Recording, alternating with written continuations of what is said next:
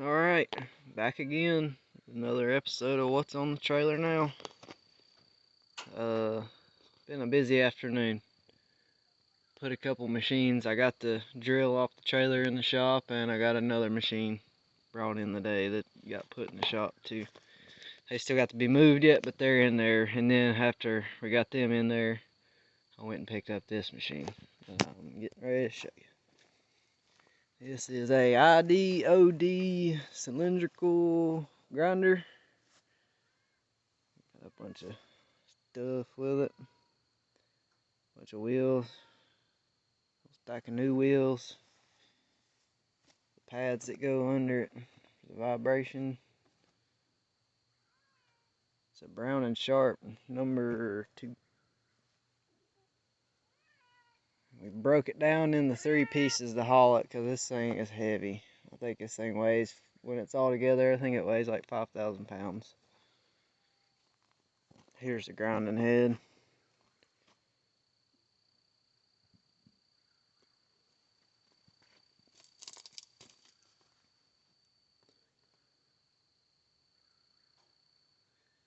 It goes on the back. There's 2 bolts sticking up and it rotates. That base rotates also, but the base is what moves it in and out, so it's got a bunch of stuff in it to get off, so we split it right there. And the bed, believe it or not, I thought it was kind of cool. There's the bed and the motor for it. It just sits on the ways. There's nothing that holds it on there. Just sits.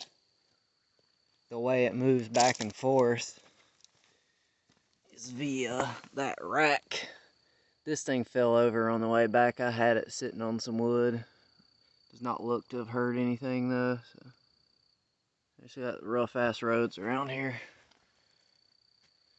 But it just sits, that whole bed just sits on top of these ways.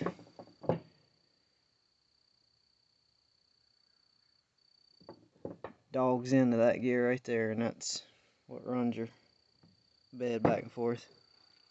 I don't know if y'all can see it, but this bed, yeah, oh yeah, you can see it. It was hand scraped, and it's still got most of the hand scrape marks in it. Get the light to hit right. So the bed's still in good shape. The whole machine's in pretty good shape, really. It's dirty, but these things run in oil while they're grinding, so they collect a lot of grinding grit and junk floating around the shop because they're covered in oil all the time. Anyway, there's one. We'll walk in here in the shop, check out what else we got. The old saw sitting out here on the skid steer right now. Power hacksaw. I've had this for a while. I did strip it and redo it though.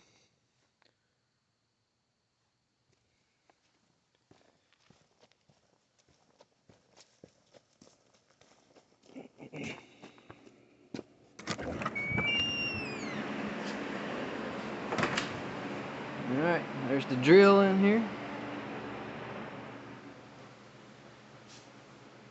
Yep. And then here's the one I've really been waiting to get.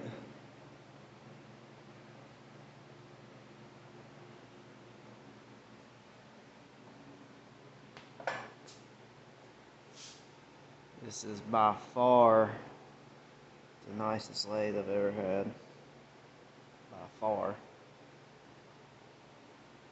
It's a Clausing 1301, I believe. It says 1300 on the headstock, but I think it's a 1301. This is a tool room lathe, so pretty high precision. Everything's pretty nice on it. Yeah, that's it. I can't wait to use this thing.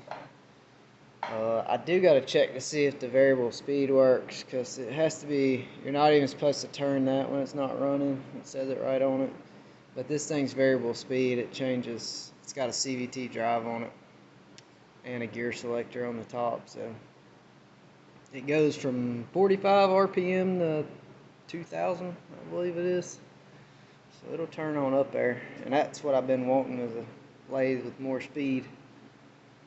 It's got a pretty decent looking chuck on it, Pratt burner chuck.